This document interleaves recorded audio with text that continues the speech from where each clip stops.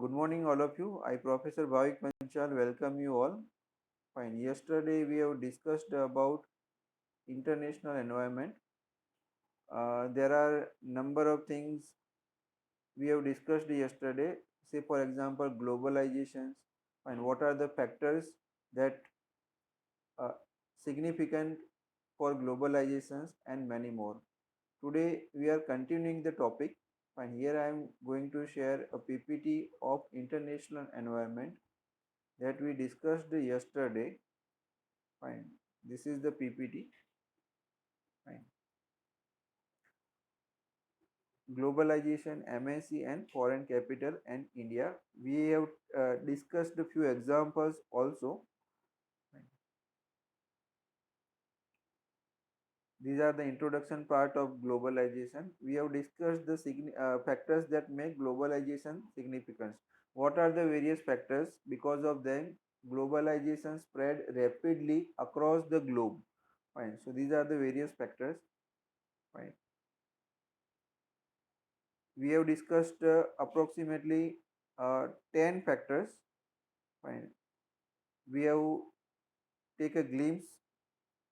Say for example finance, हमने example लिया था फाइनेंस का.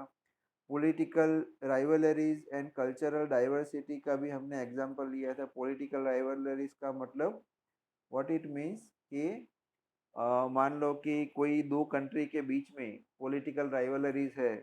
फाइन. तो क्या करेगी वो कंट्री और कोई कंट्री के साथ मिल के अपना बिजनेस या अपना जो इंटरनेशनल ट्रेड है वो करेगी. एंड दैट इज ऑल्सो एक रीज़न है. दैट्स वाई कि ग्लोबलाइजेशन जो है तेज़ी से फैला.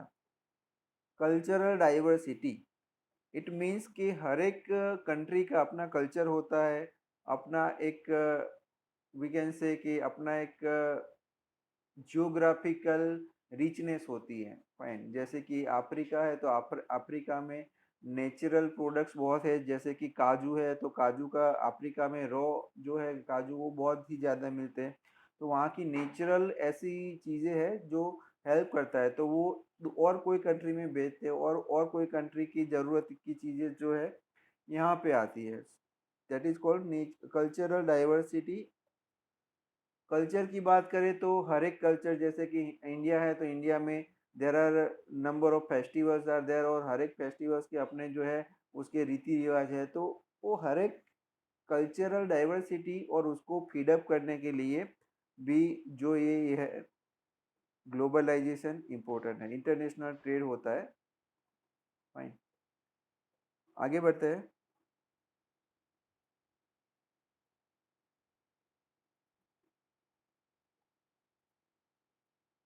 Factors facilitating globalization. ऐसे कौन कौन से फैक्टर्स है जो ग्लोबलाइजेशन को फैसिलिटेट करते हैं. फैसिलिटेट का मतलब वो ग्लोबलाइजेशन बढ़ता है उसको बढ़ाते हैं. ठीक है. उसको ग्रोथ फैक्टर्स में इम्पोर्टेंट है कि ग्लोबलाइजेशन को कैसे बढ़ाया जाए, कैसे बढ़ता है और ऐसे कौन से फैक्टर्स है जिसकी वजह से ग्लोबलाइजेशन बढ़ता है. ठीक है. तो सबसे पहले ट्रेड बैरियर की भी यहाँ पे बात किया गया. फाइन. आप थोड़ा पास्ट में जाइए. हमने जब इकोनॉमिक रिफॉर्म्स की बात की थी तब यहाँ पे ट्रेड बैरियर्स आया था कि भाई जब भी कोई कंट्री के बीच में ट्रेड बैरियर ख़त्म हो जाते हैं तो वो दो कंट्री के बीच में इजीली जो है ट्रेड होता है. फाइन. और जब ट्रेड होता है तो वो ग्लोबलाइजेशन का सबसे बड़ा एलिमेंट है कि जब भी दो दो कोई कंट्री ट्रेड करती है. Fine. Say for example India जो है काफ़ी सारे अक्रॉस द वर्ल्ड जो है कंट्री के साथ ट्रेड करती है और दुनिया की और भी कंट्री है जो इंडिया में आके ट्रेड करती है. There are certain companies, there are certain business houses also. Fine. Say for example हमारा जो इंडिया में बुलेट ट्रेन प्रोजेक्ट है तो वो जापान कंट्री हैंडल कर रही है. फाइन. वैसे ही जापान में काफ़ी सारे इंडियन इन्वेस्टमेंट्स है. फाइन. सो इससे क्या हुआ कि जब भी ट्रेड बैरियर्स खत्म होता है तो वो ग्लोबलाइजेशन का सबसे बड़ा जो है रोड ब्लॉक वो है वो खत्म हो जाता है. ठीक. जैसे कि अभी हमने आज के न्यूज़पेपर में पढ़ा कि prime minister of Pakistan Imran Khan ने जो इंडिया में से जो दवाई है उन्होंने रिक्वायरमेंट डाली है कि भाई आप जो है हमें ये मेडिसिन से आप प्रोवाइड कीजिए. फाइन. सो अभी तक काफ़ी सारा ऐसा माहौल था कि इंडिया और पाकिस्तान के बीच में वॉर जैसा जो है सिचुएशन हो गया था। Now that is a trade barrier, जो इंडिया और पाकिस्तान के बीच में अभी काफ़ी सारे ट्रेड बैरियर है। ठीक है, अब अगर वो धीरे धीरे ट्रेड बैरियर खत्म होते हैं तो उससे क्या होगा कि ग्लोबलाइजेशन मतलब हमारा जो रोड ब्लॉक्स था वो खत्म होगा, और हमें भी वहाँ से कुछ मिलेगा और वो भी यहाँ से कुछ ले पाएंगे। Fine, so that is according to game theory एक वर्ड है विन विन सिचुएशन। ठीक है, कि जब भी कोई ट्रेड होता है, ट्रेड बैरियर हटते हैं तो विन विन सिचुएशन दोनों कंट्रीज के लिए होते हैं। फाइन, और जब तक ट्रेड बैरियर रहते हैं तो दोनों कंट्री को लॉस होता है। फाइन, जब तक कि कोई कंट्री पूरा डिपेंडेंट अपने आप पे ना हो जाए तब तक। फाइन, अभी हमने कुछ एग्जांपल लिए थे जैसे कि अमेरिका और चाइना ट्रेड वॉर। फाइन, ये जो कोरोना हेल्थ इमरजेंसी से पहले के ये सिचुएशन था जब अमेरिका और चाइना ट्रेड वॉर बहुत ही ज़्यादा, ठीक है, वो लेवल पे चला गया था, तो काफ़ी सारे लोगों को प्रॉब्लम्स भी हुई थी। सबसे ज़्यादा प्रॉब्लम्स दोनों कंट्रीज़ के बिजनेस हाउसेस को हुई थी, जैसे कि चाइना की काफ़ी सारे बिजनेस हाउसेस यूएसए में थे, यूएसए के भी काफ़ी सारे बिजनेस हाउसेस जो चाइना में थे, दोनों को जो है नुकसान हुआ था। ठीक है, वैसे ही सेम जो है इंडिया और यूएस के बीच में भी ये ट्रेड रिलेशन जो है ट्रेड बैरियर्स बीच में आ गए थे। यूएसए की डिमांड थी कि भाई इंडिया जो है उनकी प्रोडक्ट्स पे काफ़ी सारा जो है ड्यूटी चार्ज करता है, और जो इंडिया के भी काफ़ी सारे जो प्रॉब्लम्स थे उन्होंने शेयर किए, और ये धीरे धीरे ये ट्रेड बैरियर्स खत्म हुआ। उसके बाद काफ़ी सारे हेल्दी रिलेशंस भी डेवलप हुए। फाइन, तो ट्रेड बैरियर्स जब खत्म होते हैं तो ग्लोबलाइजेशन जो है वो आगे बढ़ता है, that is a first point. ऐसे काफ़ी सारे कंट्रीज है वर्ल्ड में, ठीक है, जो इजीली एक दूसरे के साथ ट्रेड नहीं करते। फाइन, जैसे कि ईरान और यूएसए, अभी काफ़ी सारे जो है वॉर जैसी सिचुएशन हो गई थी। फाइन, और they are fighting for the petroleum products as well. ठीक है, ऐसे अरब कंट्रीज है, उनके सामने यूएस राइट नाउ बहुत बड़ा थ्रेट है, बिकॉज एक at a certain point of time, एक टाइम ऐसा था जब पूरी दुनिया को मेजोरिटी क्रूड ऑयल और पेट्रोलियम प्रोडक्ट्स जो है अरब कंट्रीज, जिसको ओपेक कंट्रीज भी बोला जाता था, वो लोग जो है उनकी डिमांड फुलफिल करते थे। बट कुछ सालों से एक पेट्रोलियम प्रोडक्शन कंट्री के तौर पे यूएसए, ठीक है, जो है बहुत इमर्जिंग मतलब बहुत फास्ट जो है इमर्ज हुआ। उसकी वजह से क्या हुआ कि काफ़ी सारे कंट्रीज अरब कंट्रीज की जगह वो यूएसए से अपना क्रूड ऑयल जो है इंपोर्ट करने लगे। तो देर आर सर्टेन रीजन्स जो, ठीक है, जो ये ट्रेड वॉर के काफ़ी सारे रीजन्स भी हैं। फाइन, हमें यहाँ पे ये समझना है कि ट्रेड वॉर की जगह अगर ये ट्रेड बैरियर्स जो ख़त्म होते हैं तो वो ग्लोबलाइजेशन को जल्दी से फैसिलिटेट करेंगे। ठीक, second point, political reforms have open up new frontiers. Fine, जैसे हम जो ये सब्जेक्ट पढ़ रहे हैं आपको भी पता है कि पूरा जो बिजनेस एनवायरनमेंट है उसमें पेस्टल मॉडल को काफ़ी जो है इम्पोर्टेंस दिया गया है, और उसमें भी पेस्टल मॉडल में पी फॉर पॉलिटिकल एनवायरनमेंट। तो कोई भी जगह पे कोई भी कंट्री में इंटरनेशनल ट्रेड होता है तो वो पॉलिटिकल जो डिलेमा पे सबसे ज़्यादा वो डिपेंड करता है। फाइन, से फॉर एग्जांपल अगर हम इंडिया की बात करें तो इंडिया में राइट नाउ एनडीए गवर्नमेंट है जो बीजेपी उसको लीड कर रही है। Fine, so the thought process of NDA government is the different than other UPA government जो कांग्रेस की गवर्नमेंट थी पहले। फाइन, तो जब भी कोई पॉलिटिकल डिस्टर्बेंस होता है, पॉलिटिकल कोई मूवमेंट होता है कोई कंट्री में, तो ऑब्वियसली जो है वो पॉलिटिकल मूवमेंट वो इंटरनेशनल ट्रेड पे या ग्लोबलाइजेशन पे इम्पेक्ट करता है। फाइन, जैसे कि हमने एग्जांपल लिया था, आप एग्जांपल लो कि इंडिया और यूएसए, आप एग्जांपल ले सकते हो कि पहले कांग्रेस के टाइम पे इंडिया और यूएस के रिलेशनशिप कुछ अलग थे। उसके बाद जैसे ही मोदी जी आए उसके वो टाइम पे बराक ओबामा थे, तो बराक ओबामा जो प्रेसिडेंट थे यूएस के, और इंडिया के रिलेशनशिप हेल्दी हुए।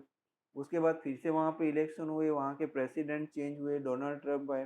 ठीक है, तो जब भी कोई पॉलिटिकल मूवमेंट होता है, ठीक है, गवर्नमेंट जो नई फॉर्म होती है, तो नए गवर्नमेंट का काम करने का तरीका, नए गवर्नमेंट की सोच, ठीक है, वो सब कुछ अलग होता है। ठीक है, और वो इंटरनेशनल ट्रेड पे जो है ऑब्वियसली इम्पेक्ट करता है। ठीक है, एक पॉलिसी की यहाँ पे बात करते हैं कि डोनाल्ड ट्रंप की पॉलिसी है American first. That is the policy of Donald Trump. उनका मतलब कि कोई भी चीज़ों में यूएसए में अमेरिका के जो सिटीजन्स हैं उनको जो है पहले जो है मतलब बेनिफिट मिलना चाहिए, ठीक है, प्रेफरेंस उनको मिलना चाहिए। राइट, सो पहले जो बराक ओबामा की पॉलिसी थी वो अलग थी, ठीक है। सो जो ऑलवेज जो पॉलिटिकल डिस्टरबेंस जो है ऑलवेज रहेगा, और अगर पॉलिटिकल जो स्टेबिलिटी होती है और पॉलिटिकल एप्रिसिएशन मिलता है कोई भी इंटरनेशनल ट्रेड को, ठीक है, कोई लोकल ट्रेड को, तो वो कंट्री बहुत ही अच्छा जो है बिजनेस या परफॉर्मेंस देती है।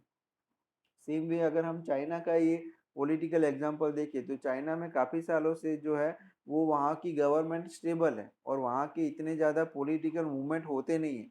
So that is the thing कि वहाँ की जो पॉलिसी है वो स्टेडी पॉलिसी है, और वो स्टेडी पॉलिसी के साथ बहुत कॉन्क्रीटली वो लोग आगे बढ़ते हैं, ठीक है। और वहाँ पे आपको शायद पता होगा कि काफ़ी सारे ऐसे भी जो है रूल्स और रेगुलेशन बनाए गए जिससे सालों तक जो उसकी करंट लीडरशिप है मतलब सी जिनपिंग वो सालों तक वहाँ के प्रेसिडेंट जो है रह सकते हैं। Fine, so that is a political movement, और उसकी वजह से क्या होता है कि जो इंटरनेशनल ट्रेड है, ग्लोबलाइजेशन है, वो डायरेक्टली इम्पेक्ट होता है। फाइन, शायद आपको पता होगा कि हुवे एक कंपनी है जो चाइना की है, तो चाइना की हुवे कंपनी ने यूएसए में ड्रॉप कर दिया था। काफ़ी सारे और भी कंट्रीज थे जो चाइना की कंपनीज को वहाँ पे अलाउड नहीं कर रहे थे, फिर भी उन्होंने थोड़ा पॉलिटिकली ऐसे उस वो माहौल बनाया और उन्होंने प्रॉब्लम सॉल्व किया, ठीक है। तो कहने का मतलब पॉलिटिकल रिफॉर्म्स ऑलवेज जो है इम्पेक्ट करते हैं कोई भी इंटरनेशनल ट्रेड को, ग्लोबलाइजेशन को। फाइन, और नेबर कंट्री जनरली सभी का बिजनेस है जो नेबर कंट्री के साथ ज़्यादा होता है। हमारे नेबर कंट्रीज के साथ भी इंडिया का बिजनेस काफ़ी कुछ था, ठीक है। तो वहाँ पे अगर कुछ भी थोड़ा बहुत भी पॉलिटिकल मूवमेंट होता है, ठीक है, तो वो डायरेक्टली वो इंटरनेशनल ट्रेड पे इम्पेक्ट आता है, ठीक है। और इससे क्या होगा कि काफ़ी सारे कंट्रीज में उसको हैवीली जो है इफेक्ट करेगा। फाइन, एक एग्जांपल लेते हैं कि से फॉर एग्जांपल पाकिस्तान।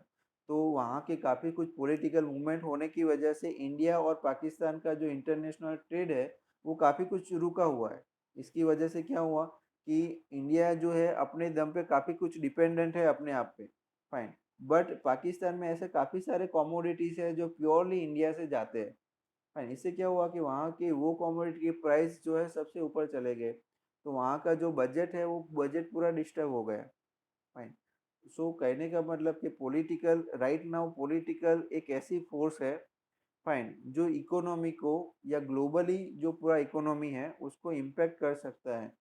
एक कंटेम्प्ररी एग्जांपल अगर हम ले कि कल डोनाल्ड ट्रंप ने जो ये डब्ल्यूटीओ का जो फंड है, ठीक है, पूरा यूएन जिसको बोलता है, यूनाइटेड नेशन में सबसे ज़्यादा फंड जो है देता है, 22% फंड यूएसए देता है, ठीक है। अब डोनाल्ड ट्रंप ने बोला कि भाई हम ये फंड अब अभी नहीं देंगे, उन्होंने ये फंड स्टॉप किया। Fine, so that is a political movement. Fine, कि भाई उनका जो सोचना कुछ अलग हो सकता है, तो तुरंत जो है यूएन के जितने भी टॉप लेवल जो अधिकारी है उन्होंने बोला कि this is not right time to fight, ठीक है। उनका काफ़ी कुछ पॉलिटिकल एजेंडा रहता है, उनका ऑलवेज ये क्वेश्चन मार्क रहता है कि भाई यूएन जो है, यूनाइटेड नेशंस और डब्ल्यूएचओ वर्ल्ड हेल्थ ऑर्गेनाइजेशन, वो सबसे ज़्यादा पैसे जो है यूएसए से लेता है, यूएसए सबसे ज़्यादा फंड देता है, लेकिन यूएसए को बदले में कुछ नहीं मिलता। दैट आर द आर्ग्यूमेंट्स, ठीक है। सो वो ऑलवेज पॉलिटिकली जो है डिस्टर्ब वो रहेगा।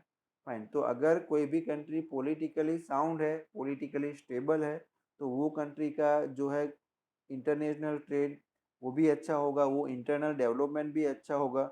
लेकिन अगर कोई कंट्री पॉलिटिकली अनस्टेबल है तो वो कंट्री का जो इंटरनेशनल ट्रेड भी अफेक्ट होगा और इंटरनल उसमें भी इश्यूज आएंगे। That is the second point. Third point है more developing nations have join the bandwagon of global business, ठीक है। डेवलपिंग इट मीन्स विकासशील देश।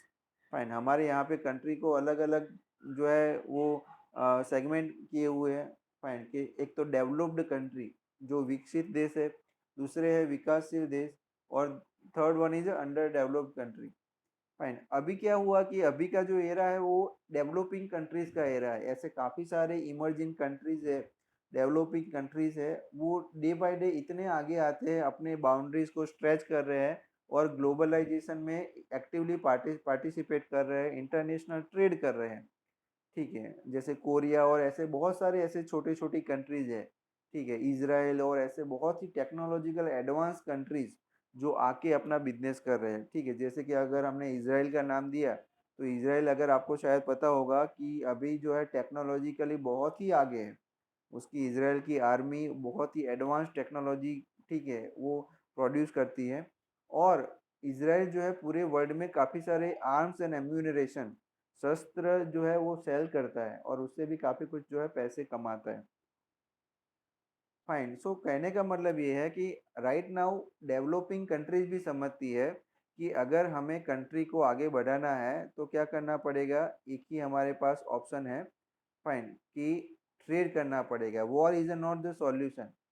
कोई भी प्रॉब्लम का सॉल्यूशन वॉर नहीं है, बट अगर yes, trade is a solution of many problems. Fine, कि अगर ट्रेड करते हैं तो it can makes everyone better of. तो सबके लिए ट्रेड है वो सॉल्यूशन है, और इसीलिए जो ग्लोबलाइजेशन है वो सभी लोग जो ग्लोबलाइजेशन का एरा जो है उसमें बहुत ही आगे बढ़ चुके हैं। ठीक, that is the third. Fourth one is new technologies and business spanning continents have emerge.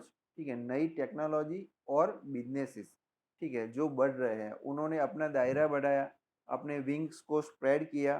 ठीक है, नई नई टेक्नोलॉजीज आती है, से फॉर एग्जांपल नए नए चैलेंजेस आती है, तो जो भी टेक्नोलॉजीज और इनोवेशन है वो अल्टीमेटली आते कहाँ से है, चैलेंजेस में से। एंड राइट नाउ अभी हम लोग जो है एक ऑनलाइन प्लेटफॉर्म से जुड़े हुए हैं, इट इज़ कॉल्ड जूम। ठीक है, तो ये जूम की ज़रूरत क्यों पड़ी, ये ऑनलाइन लर्निंग प्लेटफॉर्म की ज़रूरत क्यों पड़ी, because there are certain challenges. तो चैलेंजेस के आने की वजह से काफ़ी सारे नए इनोवेशंस होते हैं, और जहाँ पे इनोवेशंस होते हैं, नई टेक्नोलॉजीज आती है, वहाँ पे ग्लोबलाइजेशन जो है रैपिडली होता है। फाइन, अभी राइट नाउ देखो कि पूरा वर्ल्ड जो है अभी एक होके काम कर रहा है। फाइन, कि वर्ल्ड की अगर अगर ये हेल्थ इमरजेंसी की बात करें कि right now the problem of health emergency spread across the world. अगर अगर कोई एक कंट्री वो प्रॉब्लम के साथ कैसे लड़ रही है, वो तुरंत जो है और कंट्री को अपना टेक्नोलॉजी भी स्प्रेड कर रही है कि भाई we have used this technology and this technology is effective to solve such kind of problem. Fine, so कहने का मतलब ये है कि with the help of telecommunication explosion, ठीक है, और जितनी भी नई टेक्नोलॉजीज है उसके एक्सपांसन से, ठीक है, पूरी दुनिया अभी एक दूसरे को टेक्नोलॉजी शेयर करती है, आइडियाज शेयर करती है, और उससे होता क्या है कि तुरंत जो भी प्रॉब्लम्स एंड चैलेंजेस आती है उसको सॉल्व करने में हेल्प मिलती है, बिजनेस को और ज़्यादा एक्सपांड करने में हेल्प मिलती है। ठीक है, इनफैक्ट अभी की सिचुएशन में काफ़ी सारे कंट्रीज ऐसे भी है जो ये सिचुएशन को एक अपॉर्चुनिटी की तरह देखते हैं। फाइन, और मैक्सिमम अपना बिजनेस को एक्सपांड करने का सोचते हैं। फाइन, अगर आपको टाइम परमिट करे तो ऐसी कंट्री के बारे में सोचना कि जिन्होंने अभी तक लॉकडाउन को इम्प्लीमेंट नहीं किया। फाइन, और they are aggressively depending upon their technology. ठीक है, वो अपनी टेक्नोलॉजी पे डिपेंड किया, अभी तक उन्होंने लॉकडाउन भी नहीं किया, और काफ़ी कुछ वो मतलब उसको कंट्रोल में रखा है हेल्थ इमरजेंसी को। Fine, so these are the things कि हर एक चीज़, फाइन, जो ग्लोबलाइजेशन की तौर पे देखी जाती है वो कहीं ना कहीं आगे जाके बहुत बड़ा रोल प्ले करती है। अगर यहाँ पे हमने टेक्नोलॉजी इनोवेशन का एग्जांपल लिया, ठीक है, आइधर वो कम्युनिकेशन के फील्ड में हो, ऑटोमोबाइल के फील्ड में हो, या कोई और फील्ड में हो। Fine, so these are the various factors that facilitating globalization. Fine. Now MNC, that is multinational corporations and globalizations. With one set of globalization and the business corporation spreading its wing outside the home country, मतलब global business हो रहा है, अपनी home country के अलावा भी काफ़ी सारे जो है और कंट्री में अपना बिजनेस कर रहे हैं। ठीक है, देन बिजनेस लीडर्स हैं वो सिर्फ पास्ट ट्रेडिशन पे रिलाई नहीं रहते। ठीक है, पास्ट ट्रेडिशन मतलब वो सालों से जो अंदाज में जो बिजनेस करते आ रहे हैं वो सिर्फ पास्ट ट्रेडिशन पे ही उनको रिलाई नहीं रहना है। Right now the whole world is a market. ठीक है, राइट नाउ एक सिर्फ एक छोटा सा एरिया आपका मार्केट एरिया नहीं है, पूरा वर्ल्ड आपका मार्केट है। तो अकॉर्डिंगली आपको जो है अपनी स्ट्रेटेजी बनानी पड़ेगी। फाइन। और जो भी एक्सपेक्टेशन है सोसाइटी की वो फुलफिल करनी पड़ेगी। फाइन, बिकॉज राइट नाउ आपका जो विजन है वो ग्लोबल विजन होना चाहिए। फाइन। अगर आप एक वर्ड है कॉर्पोरेट सिटीजनशिप, ठीक है, तो right now you are a global citizen. अगर हम ऐसा बोले कि भाई मैं कोई इंडिया का सो एंड सो स्टेट का सो एंड सो टाउन का मैं सिटीजन हूँ, तो that is a wrong definition. Right now you are the global citizen. Fine. अभी भी आप सुनते होंगे कि भाई पूरे वर्ल्ड में काफी सारे लोग रिसर्च और इनोवेशन कर रहे हैं। तो अगर कोई भी नया रिसर्च और इनोवेशन होता है तो वो पूरे वर्ल्ड को जो है हेल्प करता है। फाइन। से फॉर एग्जांपल अभी राइट नाउ वैक्सीन की बात करें कि vaccine of corona disease. Fine. So पूरे वर्ल्ड जो है वो ढूंढने में लगा हुआ है कि what should be the vaccine of corona disease, उसका क्या उसका इम्पैक्ट होगा। तो कहने का मतलब कि अगर कहीं पे भी वर्ल्ड में अगर इसमें सक्सेस मिलता है तो it will be shared through the world. Fine. So पूरा वर्ल्ड जो है उसका बेनिफिट लेगा। तो कहने का मतलब we all are global citizen. तो आप कुछ भी करते हो, आइदर अगर अच्छा करते हो तो वो पूरा पूरा वर्ल्ड में इम्पैक्ट आएगा। Fine. If you are doing a wrong thing then again वो इम्पैक्ट आएगा, वो नेगेटिव इम्पैक्ट आएगा। ठीक। फाइन। से फॉर एग्जांपल कि जैसे ही ये चाइना कोरोना डिसीज जो है वो फैला तो सबसे ज़्यादा जो ट्रैवल हुआ वो यूएसए और चाइना के बीच में हुआ। ठीक है, कि ऐसे number of thousands of travellers ऐसे थे जो वहाँ पे लैंड हुए यूएसए में। और उन्होंने ये जो कोरोना डिसीज जो है स्प्रेड हो गया, तब तक तो ऑलरेडी स्प्रेड हो चुका था। और उसके बाद काफ़ी टाइम के बाद जो यूएस गवर्नमेंट थी उन्होंने रियलाइज़ किया कि भाई अभी हमें कुछ स्टेप्स लेने चाहिए, और तब तक जो है काफ़ी देर हो चुकी थी। फाइन। सो जो भी सोसाइटी की एक्सपेक्टेशन है, बिजनेस हाउसेस को अपना ट्रेडिशनल अप्रोच छोड़ के कंटेम्प्ररी अप्रोच जो है वो अडॉप्ट करना पड़ेगा और उसको फॉलो करना पड़ेगा।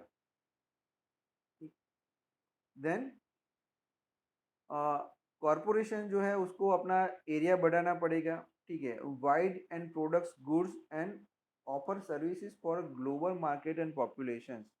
ठीक है, जो भी बिजनेस हाउसेस है वो ग्लोबली अपना बिजनेस करे, ग्लोबल मार्केट में अपना बिजनेस करे। उसके लिए उनको अपना बाउंड्रीज को स्ट्रेच करना पड़ेगा, दैट इज ऑब्वियस थिंग। ठीक है, इंडिया की काफ़ी सारे ऐसे कंपनीज है जो अक्रॉस द ग्लोब अपना बिजनेस करती है। ऐसी छोटी छोटी कंपनीज भी है, शायद आपको पता नहीं होगा, लेकिन ऐसी काफ़ी सारे एंसिलरी इंडस्ट्रीज है। फाइन। जो अक्रॉस द वर्ल्ड जो है अपना बिजनेस करती है। ठीक है, जैसे अभी हमने एक कल एग्जांपल लिया था, एक ज्योति सीएनसी करके कंपनीज है जो वेंटिलेटर बनाती है। फाइन। तो वो कंपनीज जो अब तक जो है उनके सारे जो प्रोडक्शन है वो एक्सपोर्ट करती थी। फाइन। मेजोरिटी उनके सारे प्रोडक्शन एक्सपोर्ट होता था, लेकिन अभी हमें पता चला कि this is a very good company, जो हमें अब तक पता नहीं था। और वो सिर्फ डोमेस्टिक कंपनी थी, राजकोट की जीआईडीसी में एक छोटी सी कंपनी है और वो इतना बड़ा प्रोडक्शन करती है। तो दैट इज कॉल्ड ग्लोबलाइजेशन। उसको ग्लोबलाइजेशन हम नाम दे सकते हैं कि भाई कोई हमारी इंडिया की यूनियन टेरिटरी की कंपनी जो मेडिसिन बनाती है, वो मेडिसिन की डिमांड वर्ल्ड वाइड है। ठीक है, हमारे जितने भी जो है हेल्थ प्रोडक्ट्स बनते हैं उसकी डिमांड वर्ल्ड वाइड है। सो that is spreading the wings, हम उसको स्ट्रेच बोलेंगे कि स्ट्रेचिंग देयर विंग्स। उसके बाद doing business in a diverse world. Diverse world मतलब ये वर्ल्ड जो है पूरा डाइवर्स है। Diverse in the form of natural resources, वहाँ के लोग अलग है, वहाँ का ट्रेडिशन अलग है। और ये डाइवर्स वर्ल्ड में बिजनेस करना वो भी एक अपॉर्चुनिटी भी है और चैलेंजेस भी है। आप उसको कैसे परसीव्ड करते हो। अगर आप उसको अपॉर्चुनिटी की तरह परसीव्ड करते हो तो काफ़ी सारे जो है चैलेंजेस आप उसको सॉल्व कर पाओगे। फाइन। और अगर आप उसको चैलेंजेस देखते हो तो वो आप वो प्रॉब्लम का सॉल्यूशन ढूंढना थोड़ा डिफिकल्ट हो जाएगा। Fine. Then under this geocentric perspective, firm develop managers at all levels from a world wide pool of talent. ठीक है, एक वर्ड है वर्कफोर्स डाइवर्सिटी, जो आपने कल डिस्कस किया था कि ये डाइवर्स वर्कफोर्स को मैनेज करने के लिए पूल ऑफ टैलेंट भी आपको ज़रूरी है, और वो टैलेंट आपको अलग अलग जगह से बहुत इजीली मिल जाएगा। And seek to use the best people for all job. ठीक है, वो जॉब के लिए सबसे अच्छे लोग फाइंड, और जब भी जरूरत पड़े उनकी आइडेंटिफाई करना वो भी इम्पोर्टेंट है। ठीक है, तो यहाँ पे जो इम्पोर्टेंट है recruitment and selection of such kind of people, and there is a one word, right people at the right place at the right time. उनको आइडेंटिफाई करना सबसे इम्पोर्टेंट होता है। ठीक है, अगर कोई कंपनी कोई ऑर्गेनाइजेशन ये करने में सक्सेसफुल रहती है तो उसका मेजोरिटी जो काम है वो कर लेंगे। ठीक है, तो इसीलिए बोला जाता है कि human resource are the real assets of the company. Multinational corporations की बात करते हैं। फाइन, जो ए- आपको भी पता है कि डेफिनेशन ऑफ मल्टीनेशनल कॉरपोरेशन क्या है। ठीक है, कि उनका बिजनेस जो है एक या ज़्यादा कंट्रीज में, एक से ज़्यादा कंट्रीज में फैला हुआ होना चाहिए, और उनका रजिस्टर्ड ऑफिस जो है होम कंट्री में उनका होना चाहिए। That is the basic definition of multinational corporation. ठीक है, एग्जांपल हम लेते हैं कि भाई कोका कोला है, और भी बहुत सारे कंपनीज है जो मल्टीनेशनल कॉरपोरेशन है, कॉरपोरेशंस है, एमएनसीज है, जो इंडिया में काफ़ी सारे अपने होंडा स्कूटर्स, ठीक है, जो बिजनेस करते हैं। Fine, then the home market was the companies primary focus. कोई भी एमएनसी होता है उसका होम मार्केट, मतलब जो होम कंट्री है वो होम मार्केट उसका प्राइमरी फोकस होता है, और सबसे पहले वो मार्केट को कवर करके फिर ही वो कंट्री कंपनी जो है वो आगे वो एक्सपोर्ट की तरफ वो ध्यान देती है। फाइन, जो ओवरसीज मार्केट है वो उसकी सब्सिडरी कंपनीज जो है वो देखती है। एंड सब्सिडरी कंपनीज उसकी देखती है ओवरसीज मार्केट, और वो जो सब्सिडरीज है वो कौन कंट्रोल करता है, तो वो कंट्रोल करता है उसका होम कंट्री, जो उसका रजिस्टर्ड ऑफिस है होम कंट्री में वो कंट्रोल करता है। से फॉर एग्जांपल अगर मैकडोनल्ड है, तो मैकडोनल्ड के outlets all over the world है। ठीक है, सारे वर्ल्ड की कंट्री में वो मैकडोनल्ड के आउटलेट्स है, लेकिन वो कंट्रोल कहाँ से होता है, तो उसका जो मेन रजिस्टर्ड ऑफिस है जो कंट्री में, जो होम कंट्री है, जो मदर कंट्री है, तो वहाँ से उसके सारे आउटलेट्स जो है मॉनिटर्ड होते हैं, कंट्रोल होते हैं। सेम वर्ष कोका कोला का एटलांटा से होता है, और जो कंट्रीज का जो मेन मदर कंट्री है वहाँ से जो है वो वो कंपनी ऑपरेट होती है। जैसे फॉर एग्जांपल मॉरिस गैरेज है तो उसका ऑपरेटिंग चाइना से होता है, और भी बहुत सारी कंपनीज है। Fine, then besides subsidiary a multinational corporation may have joint venture also। ठीक है, जॉइंट वेंचर का मतलब वो कोई होम कंट्री की कंपनी के साथ वो जॉइंटली अपना वेंचर करे, मतलब आप उसको जॉइंट वेंचर बोलो, ठीक है, या कोलाब्रेशन बोलो। ठीक है, कभी कभी स्ट्रेटेजिक अलायंसेस भी होते हैं। ठीक है, कुछ एग्जांपल्स यहाँ पे हम ले। ठीक है, तो जैसे कि फोर्ड कंपनी काफ़ी सारे यहाँ पे लोकल जो है बिजनेसिस के साथ मिलके अपना प्रोडक्शन कर रहे हैं।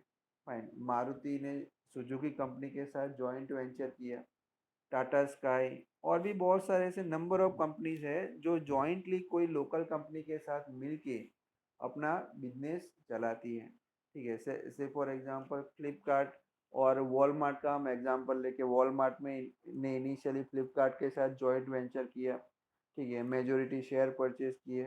Fine, right now Walmart has majority shares. ठीक है, तो फ्लिपकार्ट अभी ओनरशिप राइट उसके पास नहीं है। Fine, तो कहने का मतलब ये जॉइंट वेंचर्स एक मोड है जिसकी वजह से क्या होता है कि मल्टीनेशनल कॉरपोरेशंस बन सकते हैं।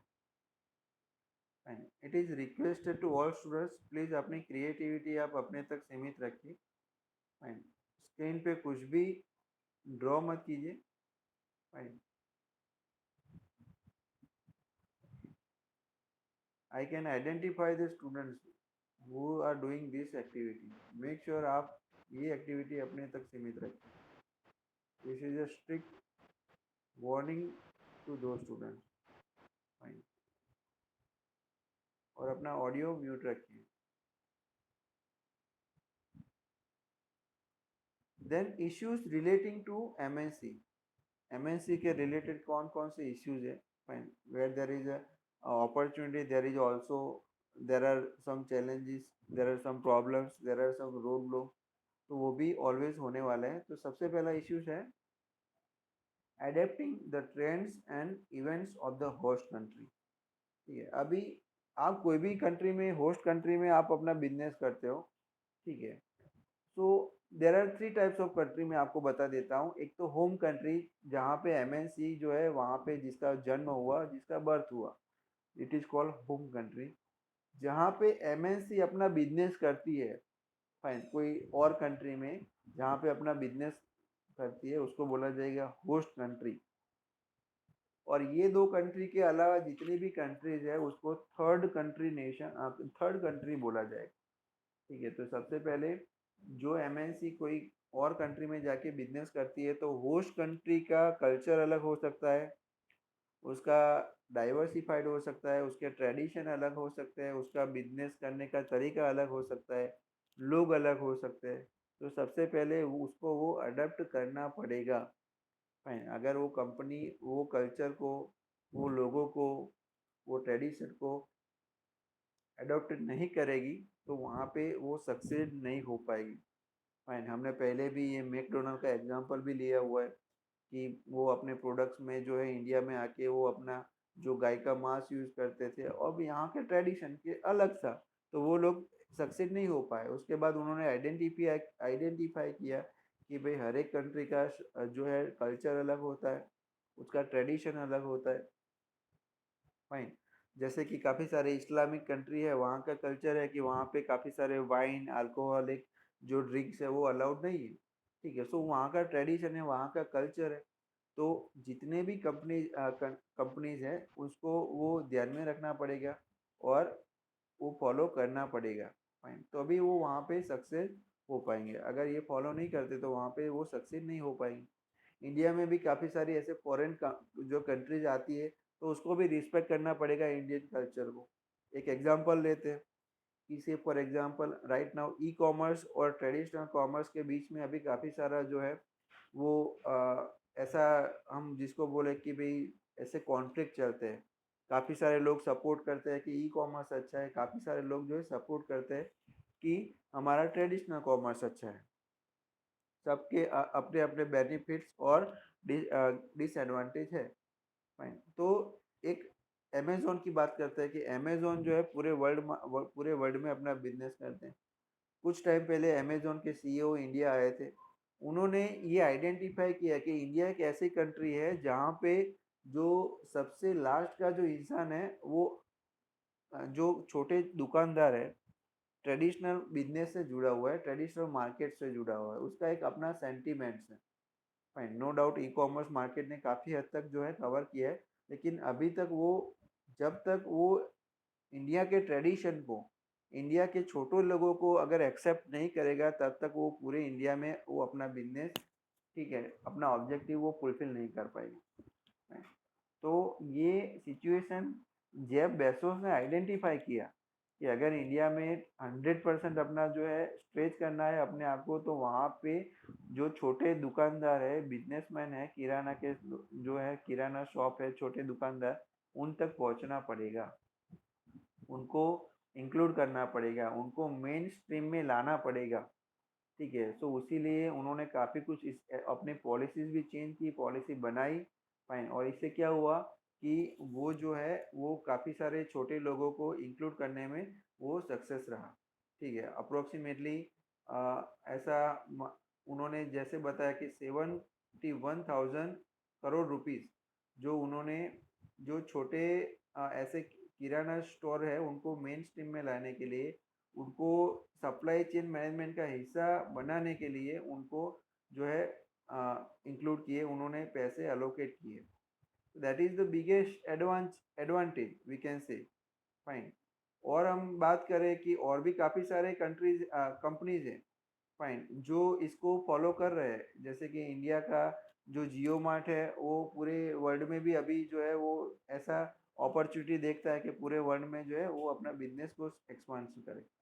ठीक है, तो कोई भी कंट्री उसका ट्रेडिशन को रिस्पेक्ट कीजिए। ठीक है, इंडिया में काफ़ी सारे ओकेजन भी आते हैं, काफ़ी सारे फेस्टिवल भी आते हैं, तो सभी कंपनीज को उसको भी एक्सेप्ट करना पड़ेगा और उसको उसको लेके जो है वो आगे बढ़ना पड़ेगा। ठीक है, that is the first point. Then second one is accountability to a larger society. Fine, जब भी कोई कंपनी फॉरेन मतलब एमएनसी होती है, मल्टीनेशनल कॉरपोरेशन होती है, तो उसकी जिम्मेदारी और बढ़ जाती है। ठीक है, मान लो इंडिया की कोई कंपनी है, तो अगर सिर्फ इंडिया में बिजनेस करता है तो उसको सिर्फ इंडिया का लुक आफ्टर करना है। लेकिन अगर वो पूरे वर्ल्ड में अपना बिजनेस करती है, तो वो उसकी जिम्मेदारी पूरी वर्ल्ड की जो भी सोसाइटी है उसकी तरफ रह जाती है। ठीक है, उनका सेफ्टी का ध्यान रखना और सब कुछ, there are number of responsibilities are there. ठीक है, तो उनका रिस्पॉन्सिबिलिटी बढ़ जाएगा और वो रिस्पॉन्सिबिलिटी फुलफिल करने के लिए उनको अपने आप को स्ट्रेच भी करना पड़ेगा। ठीक है, वो फाइन। बहुत सारी ऐसी चीज़ें हैं, उसको मान लो मैं यहाँ पे अपना बिजनेस करता हूँ, मैं कोई और कंट्री में अपना बिजनेस शुरू किया, तो वो कंट्री में मुझे सारा ए टू जेड लुक आफ्टर करना पड़ेगा। फाइन।